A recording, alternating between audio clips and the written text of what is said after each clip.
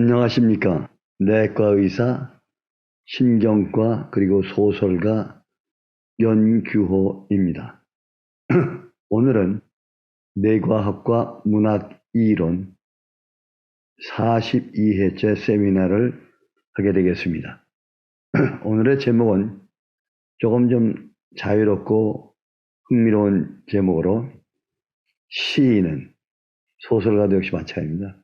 시인은 제2의 창조자라고 하는데 왜 그럴까 하는 제목을 하겠습니다. 시인은 제2의 창조자, 크리에이터라고 말합니다. 왜 그럴까?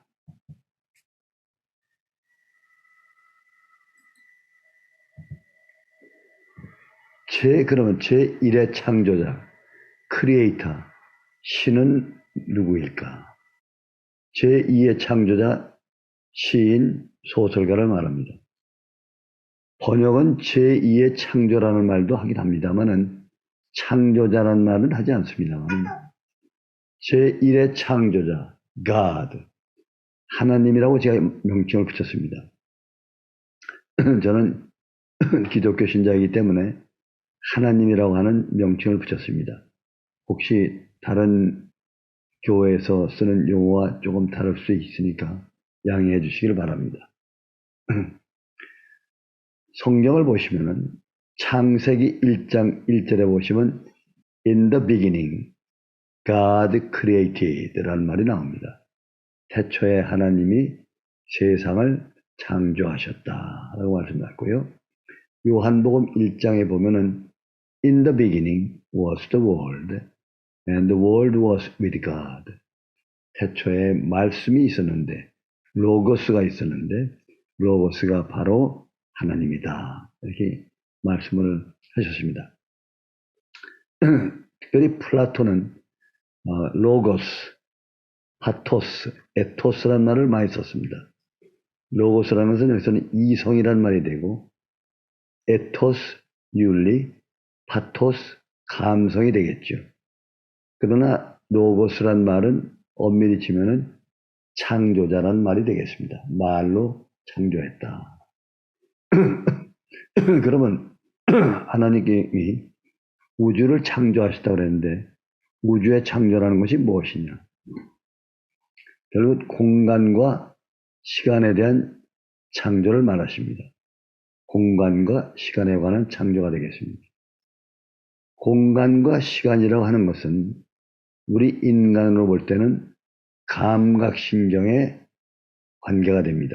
즉 빛이라든지 색깔, 소리와 같은 것들은 전부 다 감각신경에 의해서 인식이 되는 것이기 됩니다.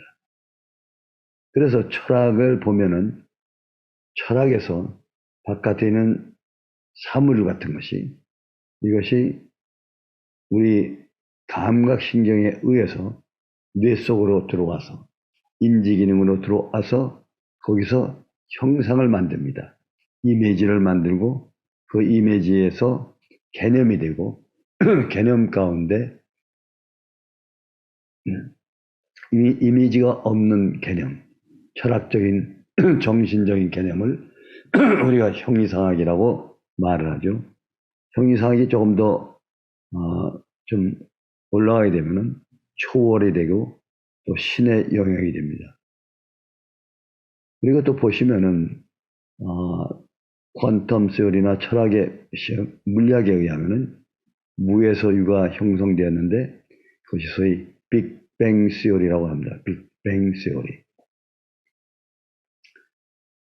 한편 유명한 칼 세이건의 저서 코스모스를 읽어보시면은 우주의 창작과 우주가 어떻게 광대한가 하는 것을 말씀하고 있습니다. 한 가지 중요한 것은 우리 인간의 뇌 속에 보면은 두 영역에 보면은 공간과 시간을 조절하는 영역이 있습니다. 브로드만 에어리아로 5번째 영역이 공간이 되겠고 7번째 영역이 시간의 공간이 되겠습니다. 그러면 창조자는 우주를 창조하셨고 소우주가 있는데 그 소우주를 창조한 것은 누구냐? 인간이 되겠죠. 인간은 신의 형상에 따라서 창조가 되었다고 했습니다. 그러니까 엄밀히 치면은 칸트의 철학에서처럼 바깥에 있는 사물이 안에서 형상화되는데 거의 같은 형태로 형상화된다고 할 때 보면은 우리 인간이라는 것은 형상화된 창조물입니다. 그러면 이 창조물이 된 형상화된 인간을 반대로 바깥의 사물로 보면은 우리 인간과 비슷한 것이 창조자가 아니겠느냐라고 바이블에서는 이렇게 말씀을 하고 있습니다. 신은 인간을 자신의 형상대로 창조했다고 합니다. 지금 말씀드린 대로 뇌신경 과학을 보면은 사물이 뇌 속으로 들어와서 뇌에서 형상화가 되는 현상. 이것과 우주 만물 바깥에 있는 사물이 그 가운데 하나의 어떤 사물, 신이라고 하는 사물, 그거를 형상화시킨 것이 인간이라고 했으니까 이것을 갖다 보면은 대우주와 소우주의 창조는 비슷하다고 말할 수가 있겠습니다. 그래서 보면은 신은 시간과 공간에서 완전히 통제하시는 절대 무소부여자가 됩니다. 마찬가지로 신은 우리 인간에게만은 시간과 공간으로부터 자유롭게 할 수 있는 그런 권리를 주셨습니다. 그래서 공간을 이용한 것이 예술 가운데 그림 같은 시 같은 것이 되겠고, 시간을 이용한 예술이 시 그리고 소설과 같은 산문이 되겠습니다. 그리고 인간에게 공포라고 하는 것을 주었습니다. 공포라는 것을 주었기 때문에 인간이 서바이벌 하는데 필수적인 요건을 하고 있습니다. 공포라는 것이 없다고 하면은 인간은 오래 살지 못합니다. 그러나 공포라는 것이 있기 때문에 공포라는 건 뭐냐면 감정입니다. 감정 가운데 공포가 있기 때문에 인간은 조심하고 또 본체, 인간의 육체를 잘 유지할 수가 있게 되겠습니다. 그런데 한 가지 신은 인간에게 공포도 주셨지만 죽음에 대한 공포도 같이 주었습니다. 그 죽음에 대한 공포가 있기 때문에 문학이 생겼다고 합니다. 그러면 보시면은 우리 빛깔은 색깔과 영역이 되는데 이 영역은 우리 인간에게 준 영역은 가시광선이라고 하는 영역밖에 안 줬습니다. 또 소리도 마찬가지로 가청 주파수만 주었습니다. 가시광선이라는 것은 보남 파초 노주빨이라고 하는 무지개 색깔 나오는 것처럼 7가지인가 하는 그런 빛깔을 구별할 수 있는 능력을 줬습니다. 그러나 그 바깥에 가시광선 바깥에 적외광선, 또 자외광선 여러 가지 광선이 있습니다. 이와 같은 광선을 인간의 눈은 알아보지 못합니다. 마찬가지로 주파수도 가청 들어올 수 있는 주파수가 있습니다. 그 바깥의 주파수는 못 듣습니다. 그러나 신의 영역에서는 광선과 주파수, 가청이 무한대 빛깔의 영역, 색깔의 영역이 있고 주파수 영역이 있을 것입니다. 여기에서 우리 인간은 창조자와 비교할 때 엄청난 차이가 됩니다. 그렇기 때문에 소우주의 창조자, 소우주라는 것은 우리의 인간의 뇌를 말합니다. 인간의 뇌 속에 수없이 많은 뉴런이 있고 그 뉴런을 통해서 제1차 의식, 2차 의식, 상상의 의식을 할 수가 있는 것을 주신 것이 우리 인간입니다. 그래서 우리가 인간은 제2의 창조자가 된다고 말할 수 있습니다. 그럼 제2의 창조자를 구체적으로 얘기하면 우리 인간은 시간과 공간에서 자유롭습니다. 그러나 공포가 있으며 죽음의 공포에서 벗어나지 못하기 때문에 우리 인간은 창조주, 신을 찾게 되었습니다. 신과 가까워지는 방법을 찾아가는 것이 형상대로 지어진 우리 인간이 하는 행동입니다. 우리 인간은 우리를 창조하신 제1창조자를 찾아가는 방법을 갖게 됩니다. 그래서 그 찾아가는 방법이 뭔가 하면 2차 의식을 통한 상상과 문학의 창조가 되겠습니다. 이것을 소위 우리가 창조 본능이라고 얘기합니다. 창조 본능이라는 것은 엄밀히 말하면 우리의 본능적인 신경, 감각신경에 충족하려고 하는 것이 창조의 본능이 되겠습니다. 감각신경이라는 것은 5가지 감각이 있죠. 시각, 촉각, 미각, 후각, 청각, 이러한 원래의 5개의 감각으로 돌아가서 거기에 만족하려고 하는 것이 인간의 특징입니다. 거기에 만족하게 될 때, 거기에 도달했을 때 무엇으로, 문학으로 도달했을 때 어떤 것이 나오냐면 행복감을 찾게 되고 행복한 것을 통해서 구원을 얻게 되는 것입니다. 그러면 이렇게 행복을 찾고 하는 감각신경의 특징으로 들어가려고 하는 것이 무엇이냐? 이것이 소위 말하는 상상과 메타포의 세계가 되겠습니다.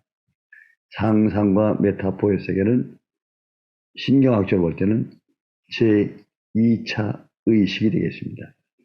개념이라고 하는 제1차 의식을 기본으로 해서 거기에 상상을 해서 메타포를 통해 가지고 다른 세계를 창작하는 것이 제2의 의식이 되겠습니다. 여기서 말씀드린 것은 다른 세계, 제2의 세계를 창작한다고 말하는 것입니다. 그럼 메타포의 세계로 들어가 보시면 어떻게 되느냐. 예를 들어 보면 우리가 잘 아는 내 마음은 호수요. 여기서 내 마음이라는 것은 개념, 1차 의식입니다. 변함이 없는 팩트가 되는 내 마음은 그것을 어떻게 되냐면 호수라고 하는 메타포를 통해서 호수라고 하는 다른 개념으로 바꿔버렸습니다. 그렇기 때문에 내 마음이 호수라 이런 겁니다. 이것이 같습니다. 그래서 호수이기 때문에 어떻게 되느냐? 호수이기 때문에 그 호수에 배를 타고 나에게 와주십시오. 호수에. 또 내 마음은 낙엽이요. 낙엽이기 때문에 방랑자처럼 여기저기를 돌아다닌다는 것이죠. 또 내 마음은 촛불이요. 촛불이기 때문에 그대한테 찾아가고 한다 하는 그런 것이 되겠습니다. 또 반대로 김광빈의 시 보면 내 마음은 고요한 물결. 고요한 물결. 내 마음이 고요한 물결로 바뀌었습니다. 창작이 됐습니다. 창조가 됐습니다. 그러기에 그 물결이 어떠냐? 바람이 불어도 흔들리고 백조가 와올 때 부끄러워하지 않으려고 하는 그러한 고요한 물결이다. 이런 말씀입니다. 즉, 내 마음에서 다른 세계, 새로운 세계가 창조가 되었습니다. 이걸 창조라고 얘기합니다. 창작을 했지만은 창조라고 합니다. 왜? 감각의 세계, 내면의 세계, 나의 세계를 찾아 들어가기 때문에 감각의 세계, 내면의 세계를 찾아서 그것이 이루어졌을 때 오는 인간의 본능은 행복과 만족함입니다. 행복과 만족함이 되겠습니다. 그러면 내 마음과 호수는 이건 아주 사실이 아닙니다. 또 내 마음과 고요한 물결은 사실이 아니지만은 이 메타포는 개연성과 핍진성이 있기 때문에 개연성과 핍진성, 개연성을 possibility, 핍진성, verisimilitude라고 합니다. 핍진성. 실제는 팩트가 아니지만은 거기에 누구나 동의할 수 있는 상태가 있기 때문에 내 마음이 호수가 되고 내 마음이 고향물이 된다. 메타포가 된다. 이런 거예요. 그래서 이것을 갖다가 우리가 제2의 창조라고 말합니다. 또 하나는 푸른 하늘 은하수 하얀 쪽배. 하늘을 봤을 때 그 안에 은하수가 있고 쪽배가 있고 개수나무가 있다. 이 동화를 보시면은 순수한 상상이 되겠습니다. 상상인데 이 상상은 사실은 아니지만은 개연성이 있다는 것이죠. 그래서 완전히 다른 세계를 창작을 했습니다. 이렇게 창작을 했기 때문에 다른 세계를 창작했기 때문에 제2의 창조자가 되는 것입니다. 그러면 과학자는 다른 것을 창조하는데, 만들어내는데, 발명도 하고 하는데, 그러면 과학자는 제2의 창조자가 아닌가? 이런 질문이 나올 것입니다. 그러나 과학자를 창조자라고 하지는 않습니다. 발명과 과학자라고 하는 것입니다. 그럼 왜 그러냐 이거예요. 왜 문학을 한 사람의 엉터리 같은 내용을 쓴 메타포를 쓴 시인과 소설가는 창조자가 되는데 아주 확실하고 뚜렷이 맞는 팩트가 되는 것을 발명해낸 사람은 왜 창조자가 되지 않고 과학자라고는 하냐. 그것은 제1차 의식이라는 개념의 학문. 제1차 의식은 과학인데 그 과학은 감각신경의 결과로 만들어진 것입니다. 그래서 그 사실, 개념, 참이라고 하는 것이 1차 의식인데 이 과학, 이것은 과학입니다. 사실성입니다. 여기에서 다른 것으로 만들어냈을 때, 창작을 해서 다른 것이 발명되었을 때 역시 개념에서 개념이 창작이 된 결과 되겠습니다. 그래서 확실한 팩트입니다. 팩트. 사실과 사실을 연결되는 것입니다. 정확하게 사실과 사실로 연결되어 있는 것이기 때문에 이것은 창조라기보다도 과학, 발명이라고 얘기를 하겠습니다. 사실로 된 것입니다.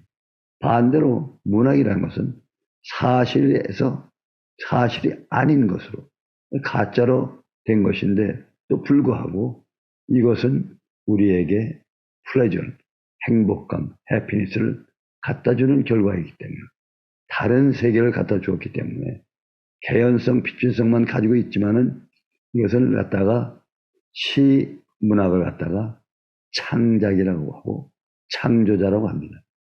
특별히 시문학은 더 그렇습니다. 시는 시를 통해서 시적, 시각적 이미지, 청각적 이미지를 통해 가지고 내 자신 속에 들어있는, 내 자신 속에 있는 나를 구체적으로 드러내는 것. 재현한다고 합니다. 재현. 하나님이 자신을 형상대로 만드는 것이 인간입니다.